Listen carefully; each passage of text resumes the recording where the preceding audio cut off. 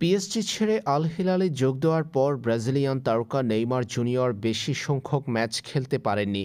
কেবল ৫টা ম্যাচ খেলেই নতুন ইনজুরিতে পড়েছিলেন। ব্রাজিল জাতীয় দলের হয়ে বিশ্বকাপ বাছাই পর্বের লড়াইয়ে মাঠে নেমে চোট পেয়েছিলেন নেইমার। সেই চোট নেইমারকে নিয়ে গিয়েছিল অস্ত্রোপচারের টেবিলে। দীর্ঘ ১ বছর ইনজুরিতে থাকার পর আবারও মাঠে ফিরে সেই ফেরাটাও রাঙাতে পারেননি নেইমার। কেবল ৪৮ মিনিট মাঠের ফুটবলে থাকা ব্রাজিলিয়ান তারকা পড়েছেন নতুন চোটে। নেইমার জুনিয়র পড়েছেন হ্যামস্ট্রিংয়ের চোটে। তারকা এই ব্রাজিলিয়ান ফরোয়ার্ড ২ ম্যাচ মিলিয়ে খেলেছেন ৪৮ মিনিট। ২ ম্যাচেই বদলি ফুটবলার হিসেবে মাঠে নেমে নতুন চোটে পড়েছিলেন। সে সময় জানা গিয়েছিল লম্বা চোটের পর কোনো ফুটবলার মাঠে ফিরলে এমন চোট হতে পারে।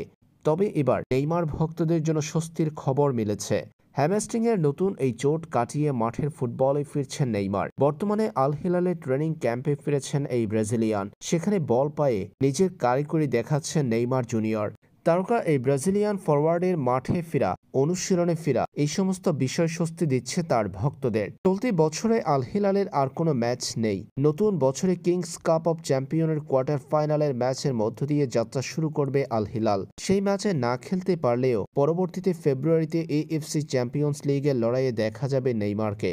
সৌদি ফুটবলের নিয়মের কারণে ব্রাজিলিয়ান তারকা সৌদির কর্তৃক আয়োজিত কোনো টুর্নামেন্টে অংশ নিতে পারছেন না। তবে এএফসি চ্যাম্পিয়ন্স লিগের ম্যাচে অংশ নিতে পারবেন নেইমার।